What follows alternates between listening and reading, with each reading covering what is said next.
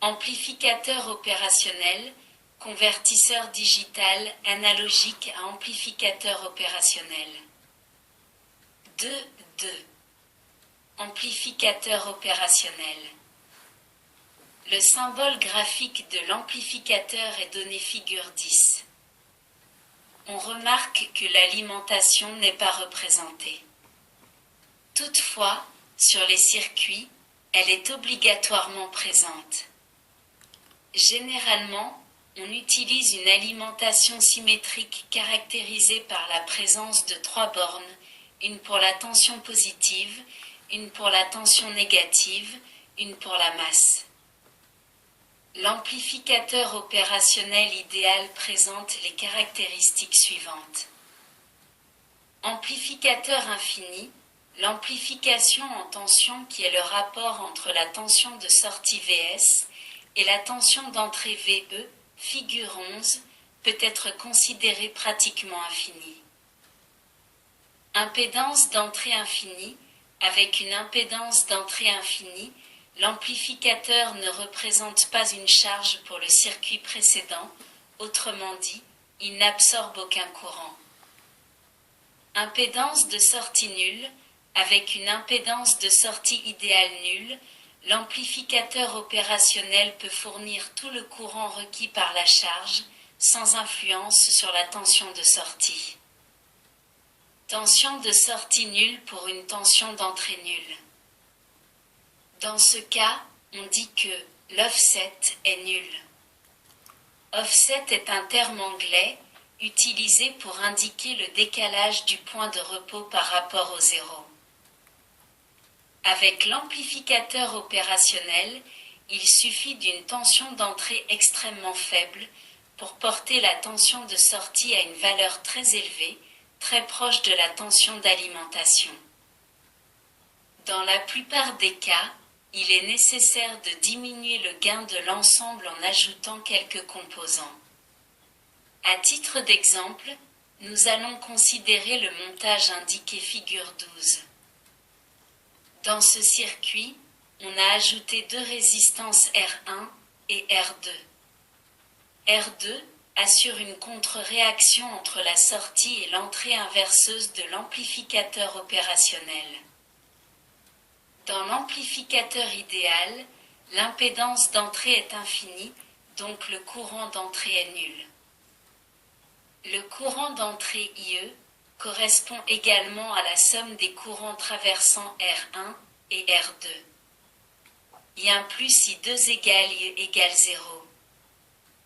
On en déduit que I2 égale moins I1.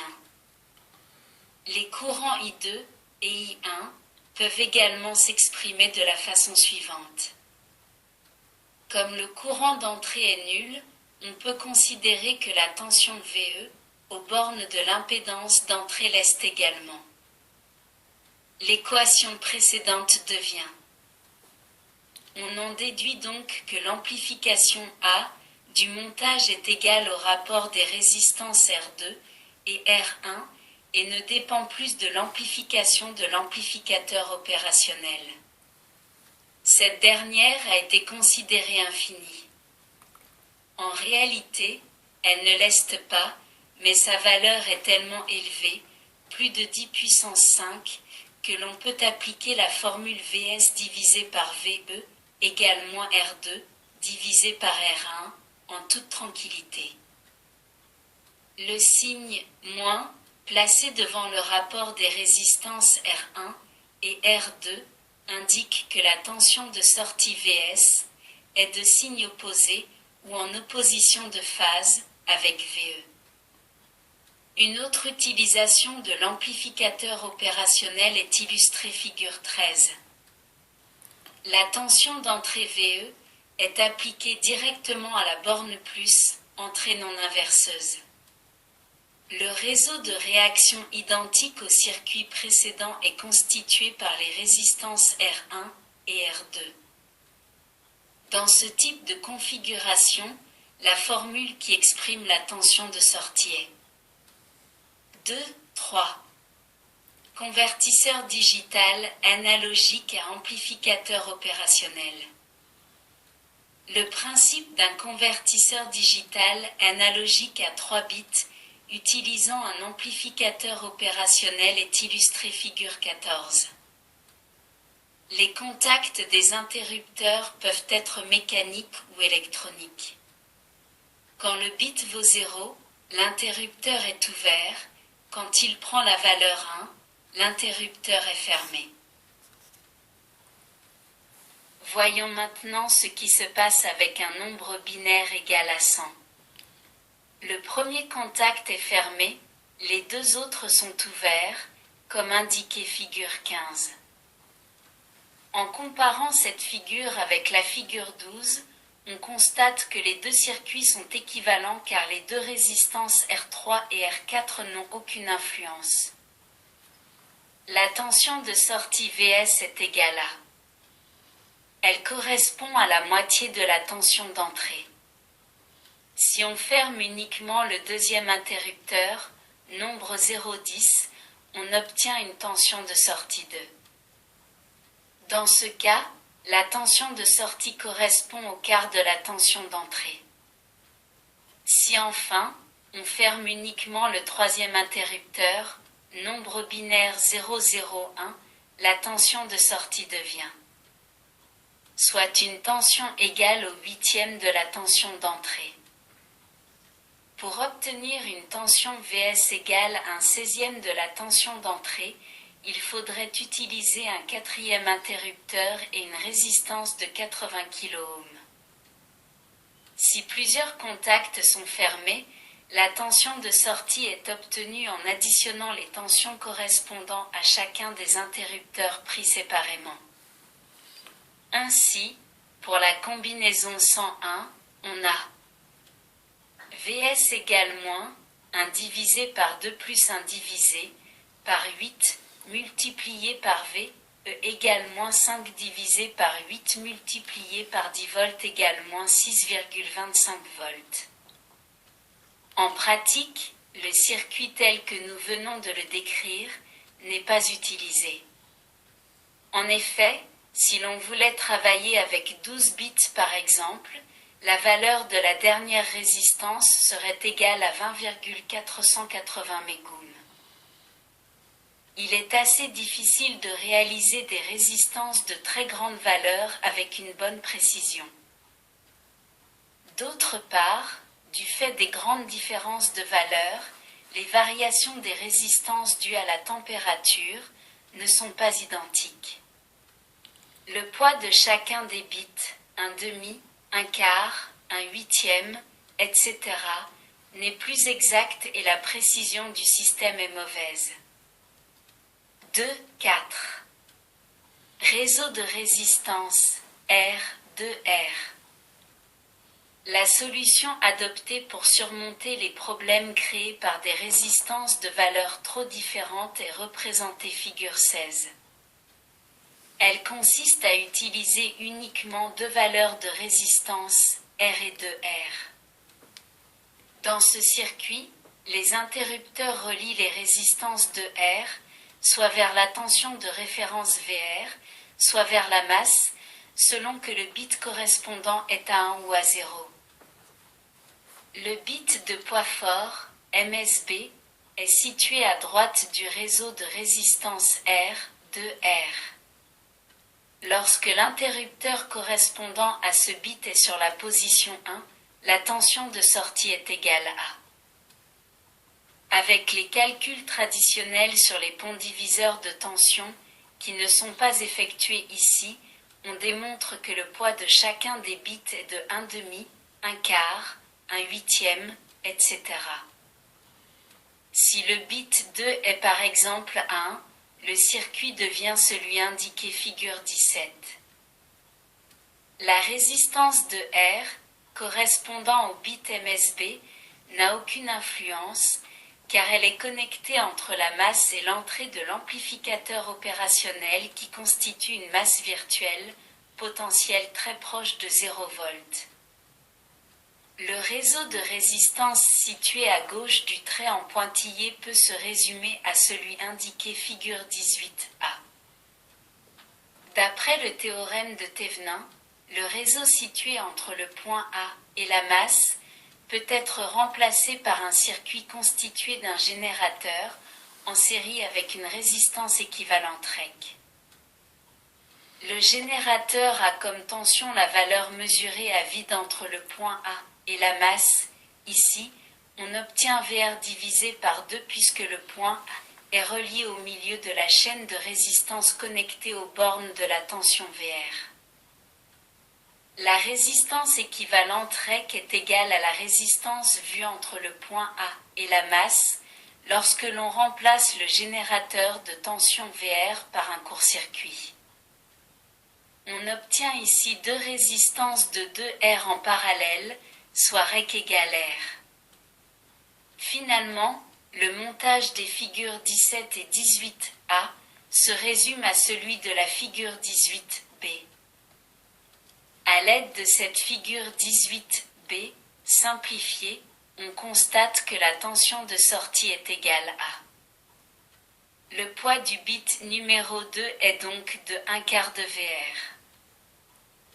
Une solution intermédiaire entre le réseau de résistance de la figure 14 et celui de la figure 16 est représentée figure 19. Dans ce circuit, on utilise deux groupes de résistance dont chacune est le double de la précédente. Entre les deux groupes de résistance, on insère une résistance de valeur appropriée de façon à provoquer soit une atténuation de 1/16 si l'on effectue une conversion en binaire pur, soit une atténuation de 1/10 si l'on travaille en code BCD. 2.5. Convertisseur DA à circuit intégré.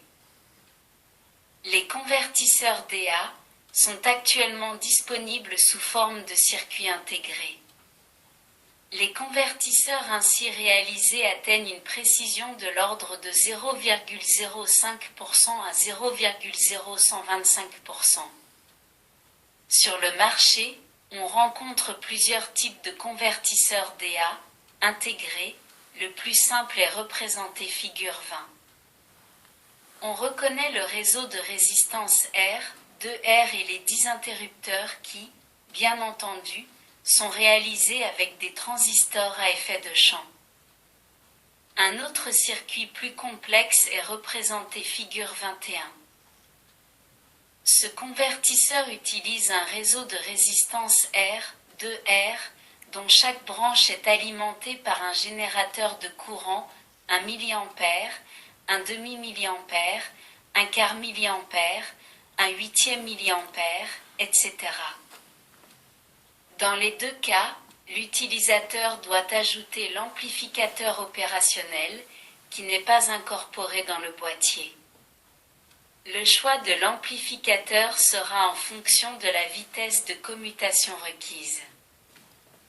La sortie du réseau de résistance peut être reliée à l'entrée moins ou à l'entrée plus de l'amplificateur et selon le cas, on obtient en sortie une tension négative ou positive.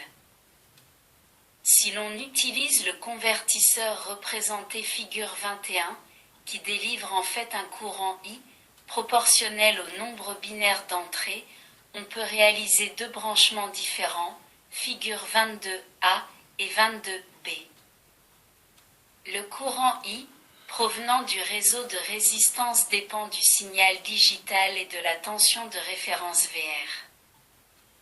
Généralement, on préfère la configuration de la figure 22A car elle procure une plus grande précision. 2.6. La précision des convertisseurs. Les deux principales caractéristiques d'un convertisseur DA sont la résolution et la précision. Comme nous l'avons vu précédemment, la résolution dépend du nombre de bits d'entrée que peut traiter le circuit. Ce nombre détermine en combien d'échelons peut être divisée la tension de référence VR. La figure 23 donne la relation entre l'entrée digitale et la sortie analogique d'un convertisseur idéal à 3 bits. La résolution de ce circuit correspond à l'accroissement de la tension analogique de sortie, provoquée par l'augmentation d'une unité du nombre binaire d'entrée. Dans ce cas précis, la résolution est de 1/8 de VR. Pour un circuit à 4 bits, elle serait de 1/16 de VR. À chaque combinaison binaire d'entrée correspond une tension de sortie. Par exemple, le nombre binaire 100 détermine une tension de sortie égale à 0,5 VR.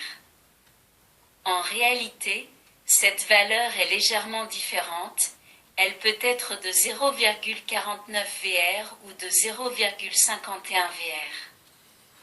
L'écart entre la valeur idéale et celle obtenue réellement, plus ou moins 0,01 VR, c'est-à-dire 1% par excès ou par défaut, est appelé degré de précision ou simplement précision.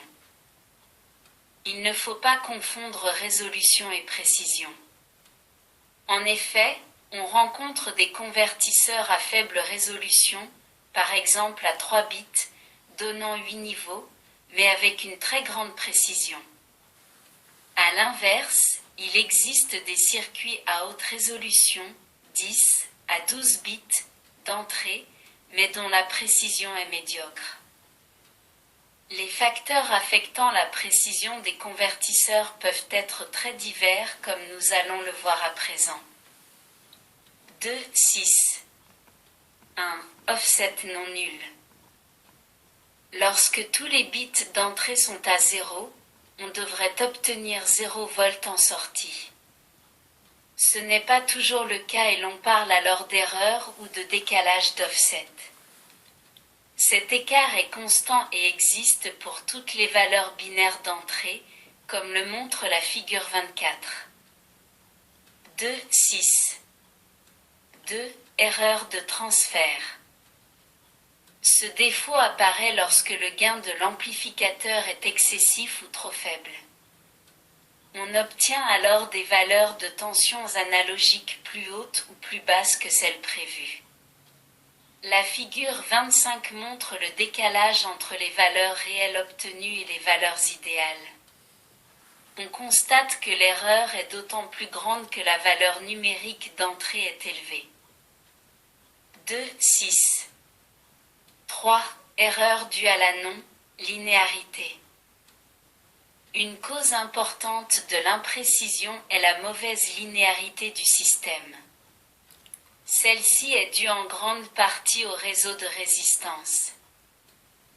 La précision d'un convertisseur dépend de la valeur absolue de chacune des résistances et des rapports existants entre les différentes résistances mises en service. Il est très important que ces rapports soient maintenus dans tout le champ de travail.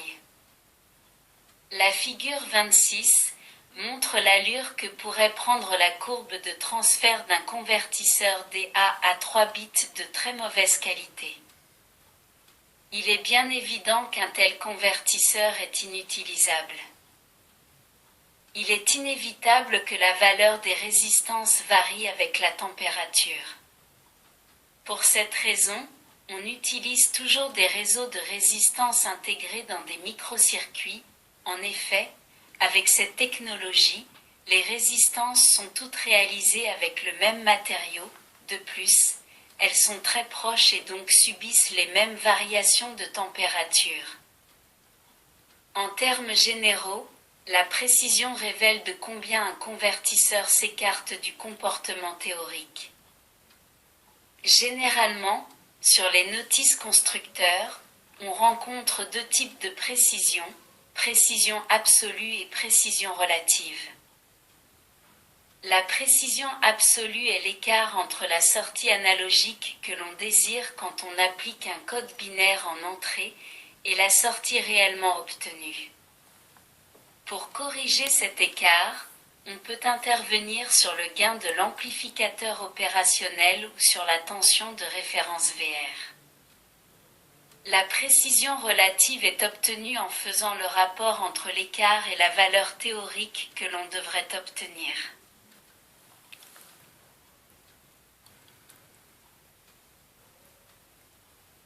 Merci de votre écoute. À bientôt.